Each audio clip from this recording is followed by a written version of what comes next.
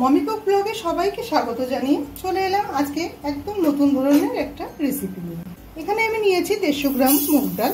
মুগ ডালটা হালকা করে ভেজে আমি সিদ্ধ করে নেব। বন্ধুরা, ভিডিওটা কেউ স্কিপ করবে না, পুরো ভিডিওটা দেখতে থাকো। খুব মজার ভিডিও, একদমই অভিনব রান্নাটা, খেতে অসাধারণ হয়। নিরামিষের দিনে তোমরা একবার হলেও ট্রাই করে দেখো। ভালো লাগলে অবশ্যই আমাকে একটা কমেন্ট করে জানাতে ভুলো না। আমার বিশ্বাস আজকের রেসিপিটা তোমাদের খুব পছন্দ হবে। মুগ ডালটা হালকা লাল করে ভেজে নিলাম। এবার আমি ডালটা নামিয়ে ধুয়ে সিদ্ধ করতে বসিয়ে দেব। ডালটা সিদ্ধ করার সময় এর মধ্যে অল্প করে নুন দিয়ে দেবো, তাহলে ডালটা খুব তাড়াতাড়ি সেদ্ধ হয়ে যাবে। এখানে একটু মোটা দেখে আমি শাপলা নিয়েছি। শাপলার যে চোখলাটা আছে কোনো পাতলা মতো, চোখলাটা আমি ছুলে নেব। খুব সহজেই ছোলা হয়ে যায়। উপরে যে পাতলা স্কিনটা আমি ফেলে দিয়েছি। এবার দেখো, সমান মাপ করে কেটে নেব।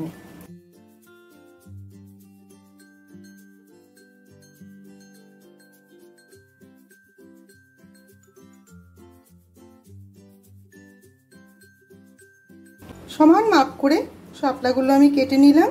এবার এগুলো ধুয়ে নেব। শাপলাগুলো খুব ভালো করে ধুয়ে নিয়েছি। এবার আমি ভেলা বানিয়ে নেব। ভেলা বানানোর জন্য এখানে আমি টুথপিক নিয়েছি। শাপলাগুলো নিয়ে 3টে হোক, 4টে হোক, 5টা হোক, তোমাদের সুবিধা মতো করে নেবে। একটা টুথপিক যতটা বড় হয় পুরো সাইজেরই করে নেওয়া যায়। কত সুন্দর ভেলা তৈরি হয়ে গেল। এরকমই আমি প্রতিটা বানিয়ে নেব।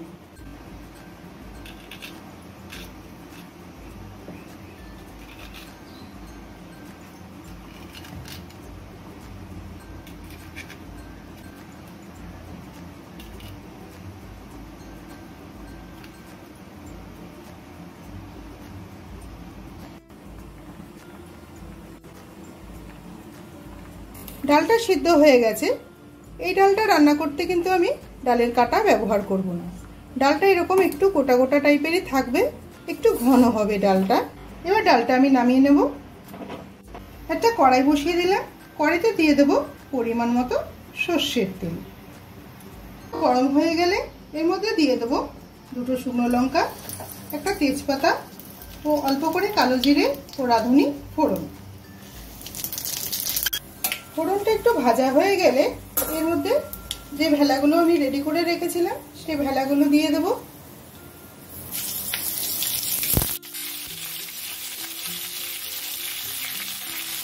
ভেলাটা দিয়ে দেওয়ার পর এর মধ্যে দিয়ে দেবো স্বাদ মতো অল্প করে নুন। যেহেতু ডাল সিদ্ধ করার সময় আমি নুন দিয়েছিলাম।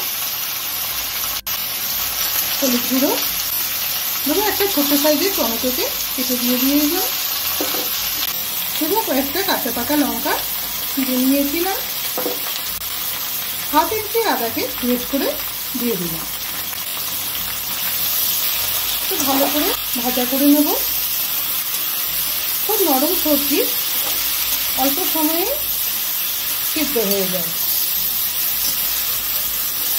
একটু আস্তে করে নাড়তে হবে, তাহলে ভেলাগুলো ফুলে যাবে। ভেলাটা 2 মিনিট ভাজা করে নেওয়ার পর সিদ্ধ করে রাখা ডালটা দিয়ে দেবো। ডালটা দিয়ে দেওয়ার পর আমি 2 মিনিট কুক করে নিলাম। এবার দিয়ে দেবো এর মধ্যে অল্প করে মিষ্টি। অল্প করে দিয়ে দিলাম চিনি। একটু ডালটা মিষ্টি মিষ্টি হলে ভালো লাগে খেতে। ডালটা একদম কমপ্লিট হয়ে গেছে। এবার আমি এর মধ্যে দিয়ে দেবো কয়েকটা গন্ধরাজ লেবুর পাতা। এতে ডালের গন্ধটা অসাধারণ লাগবে খেতে। তোমরা বাড়িতে একবার হলেও ট্রাই করে দেখো বন্ধুরা। এবার আমি নামিয়ে সার্ভ করে দেখাবো তোমাদের। দেখলে তোমরা কত সহজে তৈরি হয়ে যায় শাপলা ভেলার সুগন্ধি ডাল। ভিডিওটা ভালো লাগলে একটা লাইক করে দিও। তুমি যদি আমার চ্যানেলে নতুন বন্ধু হয়ে থাকো তাহলে একটা সাবস্ক্রাইব করে দিয়ে পাশে থেকো। পুরো ভিডিওটা দেখার জন্য অসংখ্য ধন্যবাদ। সবাই ভালো থেকো। দেখা হবে এরকমই কোনো নিত্য নতুন রেসিপির সাথে।